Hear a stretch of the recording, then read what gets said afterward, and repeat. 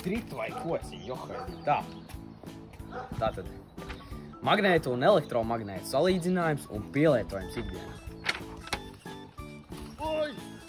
Es jums pastāstīšu, ar ko pastāvīgie magnēti atšķirās no elektromagnētiem.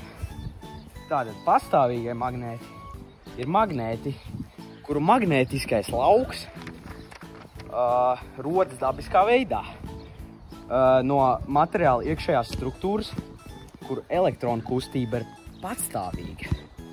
Šo magnētu galvenās īpašības ir tādas, ka šiem magnētiem magnētiskais lauks ir patstāvīgs un nav nepieciešams ārējais enerģijas avots.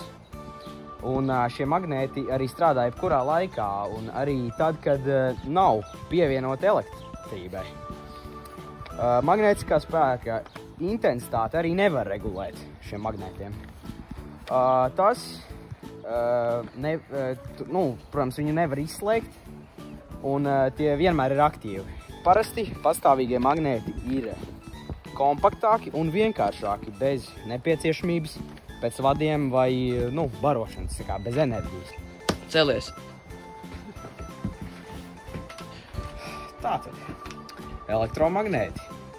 Šie magnēti darbojas ne tikai tad, kad caur tiem plūst elektriskā strāva.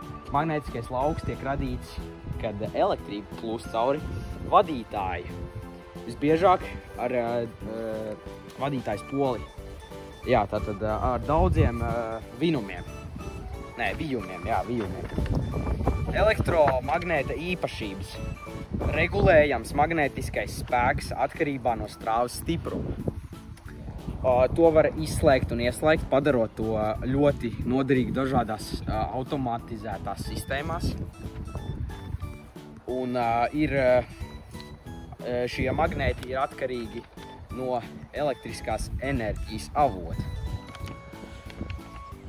Un secinājumi par šiem abiem magnētiem ir tādi, ka, ja vajadzīgs vienkārši patstāvīgs magnētisms bez elektrības, tu vari izvēlēties patstāvīgo magnētu. Bet, ja ir vajadzīga kontrolēta ieslēgšana vai izslēgšana, elektromagnēts būs labākais risinājums. Čau! Tā, klausies, tātad pastāvīgie magnēti ikdienā pielietojums ir dažāds. Mūsu gadījumā mēs paņēmām, kad leduskapi ir pastāvīgs magnēts. Šajā daļā, protams, lai viņš aizvērtos un turētos ciet. Tātad par elektromagnētiem viņi ikdienā nav tik tāda bieža lieta kā pastāvīgie magnēti. Viņi netiek izmantot tik, protams, bieži.